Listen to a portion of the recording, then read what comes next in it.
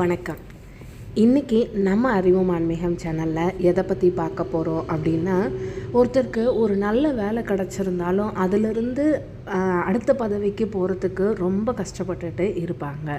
அப்படிப்பட்டவங்களுக்காகவும் நல்லதொரு திருமண வாழ்க்கை இன்றைக்கி தேதியில் பொண்ணு கிடைக்கிறது ரொம்ப கஷ்டமாக இருக்குது. அதை மாதிரி இருக்கிறவங்களுக்கு கண்டிப்பாக இந்த பதிவில் நான் சொல்லியிருக்கிறத மட்டும் செய்யுங்க.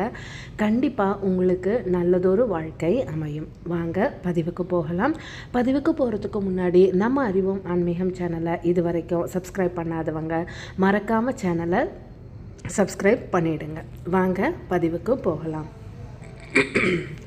இன்றைய பதிவில் நம்ம எதை பற்றி பார்க்க போகிறோம் அப்படின்னா, ஒருவருக்கு ரொம்ப முக்கியமான திருமண வாழ்க்கையும் அப்புறம் தன்னோட வேலையில் ஒரு பொறுப்புள்ள பதவி, அதாவது உயர் பதவி கிடைக்கிறதுக்கான வழிமுறைகளை தான் பார்க்க போகிறோம். எப்பயுமே யாருக்குமே ஒரு பெரிய பொறுப்பான பதவியில் வகிக்கணும், பலரும் மதிக்கின்ற பதவி கிடைக்கணும் அப்படின்னு விருப்பப்படாதவங்க யாருமே இருக்க முடியாது. ஆனால் நம்ம எவ்வளோதான் உழைச்சாலும் உயர்ந்த பதவி, வாழ்க்கையில் ஒரு உயர்ந்த நிலை, மதிப்பு, மரியாதை இதெல்லாம் கிடைக்காமே இருக்கே அப்படின்ற ஒரு விரக்தி நிலையில் இருக்கிறவங்களுக்காக தான் இந்த பதிவு. உயர் பதவி, மகிழ்ச்சியான திருமண வாழ்க்கை, குழந்தை பாக்கியம் தேடி வருபவர்களுக்கு நிறைவான வாழ்க்கையை தரக்கூடிய ஒரு அற்புதமான ஒரு முருகர் தலத்தை பற்றி தான் இன்றைக்கி நம்ம பதிவில் பார்க்க போகிறோம். இந்த கோயில் எங்கே இருக்குது அப்படின்னு பார்த்தீங்க அப்படின்னா, தமிழ்நாட்டில் திண்டுக்கல் மாவட்டத்தில் கரந்தமலை தொடரின் மலை உச்சியில் அமைஞ்சிருக்குது இந்த திருக்கோயில்.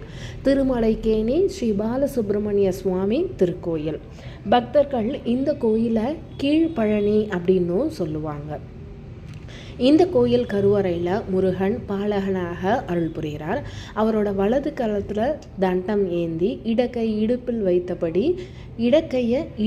வைத்தபடி தலையில் கிரீடத்துடனும் காட்சி அளிக்கிறார். இந்த பாலகன் முருகனுக்கு தினமும் ராஜ அலங்காரம் செய்யப்படுது. இந்த தலத்துக்கு வந்து தினமும் ராஜ அலங்காரத்தோடு காட்சி தரக்கூடிய இந்த பாலகன் முருகனை வழிபட்டுட்டு வந்தீங்கன்னா ஒரு பொறுப்பான தலைமை பதவி கிடைக்கும் அப்படின்றது அசைக்க முடியாத நம்பிக்கை. அது மட்டும் இல்லாமல் இந்த கோயிலே ஒரு வித்தியாசமான அமைப்பில் தான் இருக்குது அப்படின்னு சொல்லுவாங்க. வழக்கமாக மலை மீதில் இருக்கிற கோயிலுக்கு நம்ம எப்படி போவோம்? படியேறி போவோம். ஆனால் மலை மீது அமைஞ்சிருந்தாலும் இந்த கோயில் கீழே இறங்கி சென்று முருகனை தரிசனம் செஞ்சுட்டு அப்புறம் மேலே ஏறி வருவது மாதிரியான அமைப்பில் தான் இந்த கோயில் கட்டப்பட்டிருக்குது. இந்த கோயில் உள்ள மற்றொரு தனிச்சிறப்பு அப்படின்னு பார்த்தீங்க அப்படின்னா, பாலகனாக இருக்கிறதுனால வள்ளி தெய்வானை இல்லாமல் முருகன் மட்டும்தான் இங்கே காட்சி தராரு. முருகர் சன்னதிக்கு இருபுறமும் 2 தீர்த்தங்கள் இருக்குது. வள்ளி தெய்வானை தேவியர்கள் இந்த தீர்த்த வடிவில் அருள் செய்வதாக ஒரு ஐதீகமாகவும் சொல்லப்படுது.